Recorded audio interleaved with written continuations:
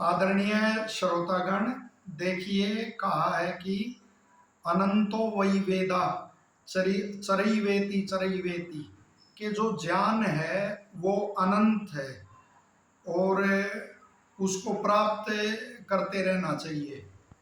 और जो सत्य ज्ञान है वेद का, तो ईश्वरीय जो ज्ञान है वो तो निर्भ्रांत है। तो उसका अनुसरण करके ही मनुष्य समाज सुखी रहता है। और वेद का ही उपवेद आयुर्वेद है। तो आयुर्वेद का भी ज्ञान मनुष्य समाज के लिए बहुत ही लाभदायक है। लेकिन हम देखते हैं कि जो अनार्स ज्ञान है उसके उसमें करोड़ों करोड़ों रुपए खर्च करके और वो प्रयोग किए जाते हैं, लेकिन फिर भी परिणाम उतना लाभदायक सभी के लिए, मनुष्य समाज के लिए नहीं हो पाता जो अपेक्षित होता है। वैसे खोज चलती रहनी चाहिए। और लेकिन वो जो ऋषियों ने जो हमारे को दिया है, जिसमें कोई पैसे खर्च करने की, इतने बजट की भी आवश्यकता नहीं, और जो हानिकर भी नहीं है, निर्भ्रांत है, उसका प्रयोग क्यों नहीं करते? तो ये बात समझ से परे है। केवल ये इसीलिए है कि वो संस्कृति का के प्रति उतनी श्रद्धा नहीं रही, और एक भौतिकतावाद की मिथ्या उसमें दौड़ में वो लगे हुए हैं, केवल अपने अहम की भी दौड़ इसे कह सकते हैं। तो देखिए, आज एक महत्वपूर्ण विषय लेते हैं, बड़े संक्षेप में बताएंगे कि जैसे आयुर्वेद में विष का वर्णन है, कल्पस्थान एक वो पूरा अध्याय ही है उसमें, सुश्रुत में तो, और स्वतंत्र रूप से भी अगध तंत्र है। तो उसमें जो तरह तरह के विष स्थावर है या जंगम है, जो उनसे जो प्रभावित होता है शरीर और उसकी हानि होती है, तो उसके निराकरण का भी वर्णन साथ ही मिलता है। और जो विष है उसके वो गुण लिखे हुए हैं, जैसे वो रुक्ष है, उष्ण है, लघु है, तीक्ष्ण, सूक्ष्म, आशु, व्यवायी, विकासी, विशद और अनिर्देश्य रस उसका होता है, उसका कोई रस नहीं होता। तो ये गुण दिए हुए हैं, व्यापक तौर पर इसमें प्रकाश डालना यहाँ संभव नहीं। केवल इतना ही जाने कि यह शरीर में सीधा जाता और बाद में पचता है, धातुओं में मिलकर बड़ा हानिकर फिर होता है। और जो ओज धातु है, जो जीवन धारण जिससे करते हैं और जो बल का हेतु है, उसे भी यह नष्ट करता है, क्योंकि वो उससे सारे के सारे इसके गुण विपरीत हैं। तो ऐसा ही एक विषय है अफीम।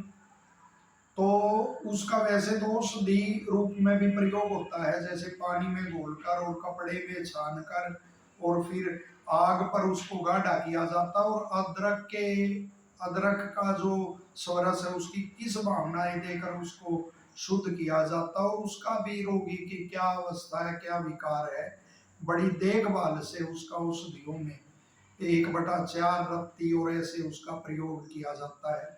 लेकिन जो नशा के रूप में उसका सेवन करते हैं, फिर वो मारक होता है। उसके लक्षण उत्पन्न होते हैं, जैसे निद्रा, आलस्य आदि होना, और श्वासावरोध भी उससे हो जाता है, श्वास का रुकना, और मृत्यु फिर होती है, गुल गुल कर व्यक्ति मरता है।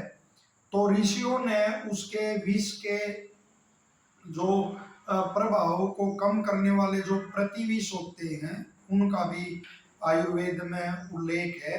एंटीवेनम जो होते हैं, जो उसके साथ ही घुलकर धातुओं में और उसके प्रभाव को नष्ट कर देते हैं। तो जो अफीम है उसके प्रतिविष वो अलग से ही लिखे हुए हैं, जैसे रिट्ठा है, आंवला है, हींग है, अरहर है, अखरोट है, कारपास बीज है, नीम है, तो इनका जो जल है उसका सेवन रोगी को बार बार से करवा जाए तो वो अफीम के विष का प्रभाव समाप्त हो जाता है।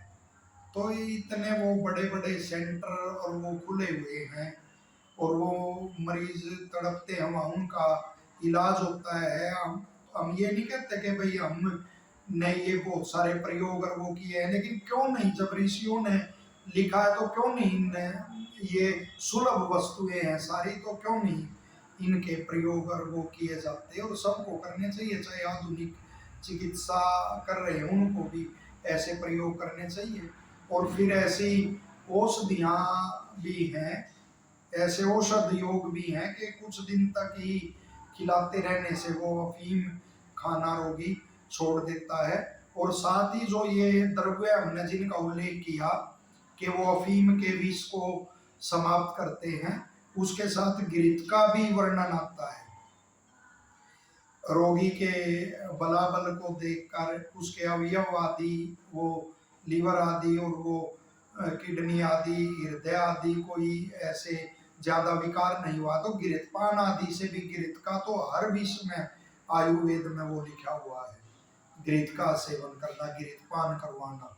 तो ऐसे इसमें वो करके कोई शोध करके सरकार द्वारा, और जो ये नशा से पीड़ित हैं तो उनका उपचार इस माध्यम से भी आसानी से और उससे हो सकता है।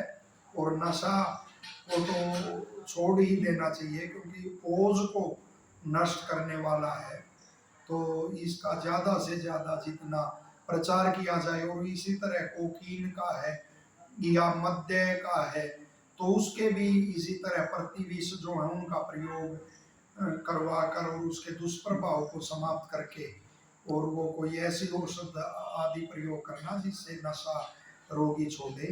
तो सरकारी स्तर पर भी ये प्रयास आयुर्वेद के विद्वानों के माध्यम से उनकी सहायता लेकर होने चाहिए। धन्यवाद।